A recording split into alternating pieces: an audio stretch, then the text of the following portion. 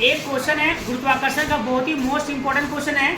ध्यान देखोगे, उदाहरण 10.5 है, ठीक है, 10.5 का क्वेश्चन कर है ना। एक वस्तु का भार पृथ्वी की सतह पर मापने पर 10 न्यूटन आता है। यानी कि कोई भी वस्तु है, अगर पृथ्वी में, यानी जो हम लोग का पृथ्वी का सतह है वहां पर अगर माप रहे हैं तो उसका भार कितना आता है? 10 न्यूटन। कितना आता है? 10 न्यूटन आता है। इसका भार चंद्रमा की सतह पर क्या होगा?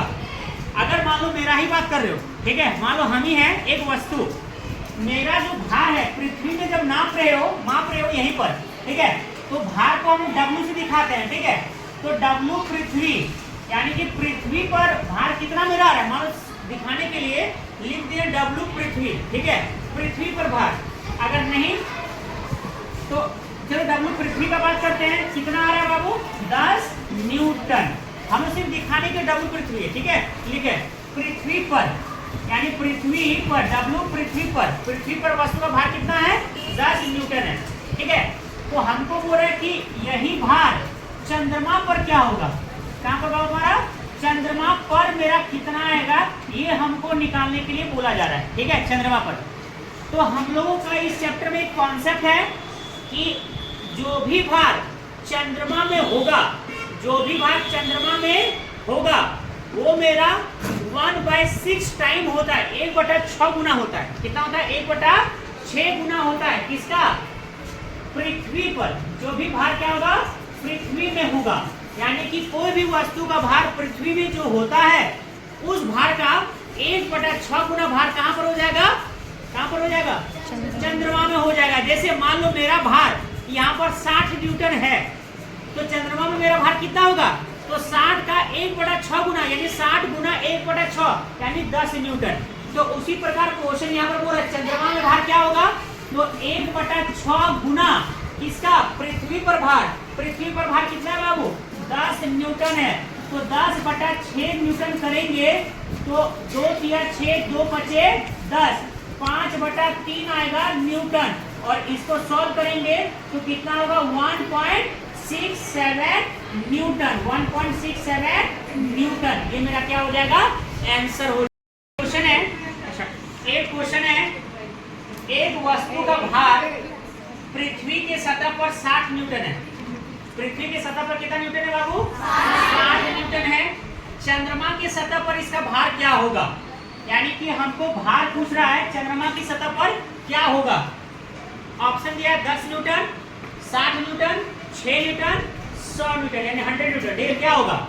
तो अगर हमको चंद्रमा पर अगर भार निकालना है, W चंद्रमा पर, ठीक है, चंद्रमा पर अगर निकालना है तो हम लोग क्या जानते हैं कि जो भी पृथ्वी पर होगा, जो भी भार पृथ्वी की सतह पर होगा उसका बट्टा क्या करना है? 6 करना है। डिवाइड कैसे करना है? 6 से। कितना दिया है क्वेश्चन में? 60 न्यूटन। कितना दिया है? 60 न्यूटन। डिवाइड करना है किससे? 6 से। कट जाएगा, कितना आएगा? 10 न्यूटन। यानी कि हम लोग का जो आंसर आएगा ऑप्शन नंबर क्या होगा? ए होगा, 10 न्यूटन, ठीक है। वृत्तीय त्वरण यानी जी, यानी छोटा जी का मान कितना होता है, ठीक है। जो वृत्तीय त्वरण होता है छोटा जी, उसका मान कितना होता है?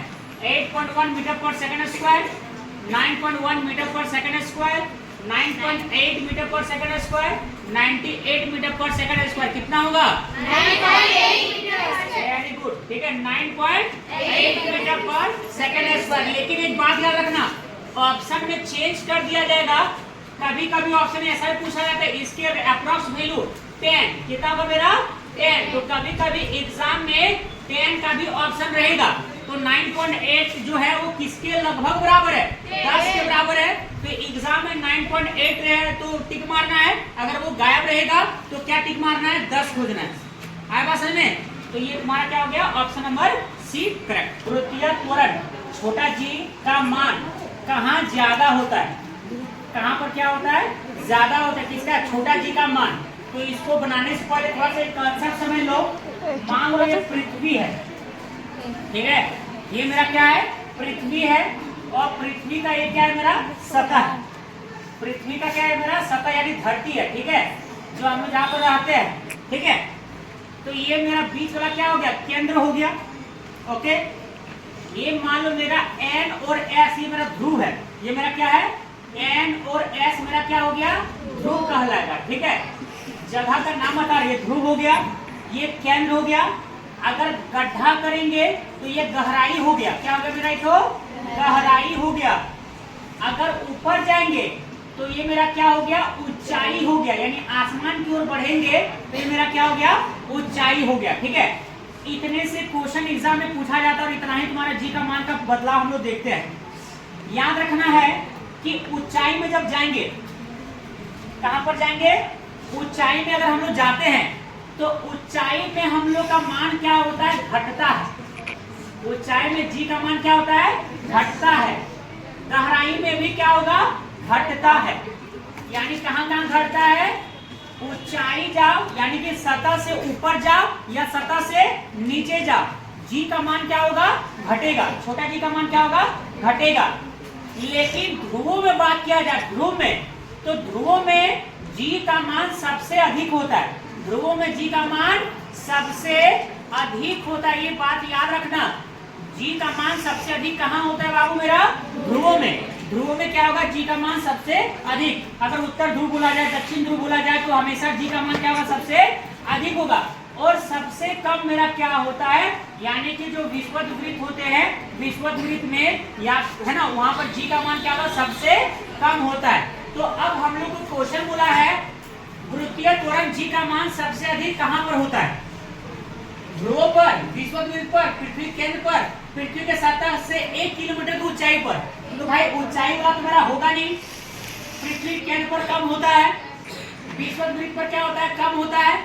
सबसे ज्यादा कहां पर होता है बाबू, ध्रुव पर, यानी कि मेरा ध्रुव पर क्या होगा, छोटा जी का मान सबसे अधिक होगा।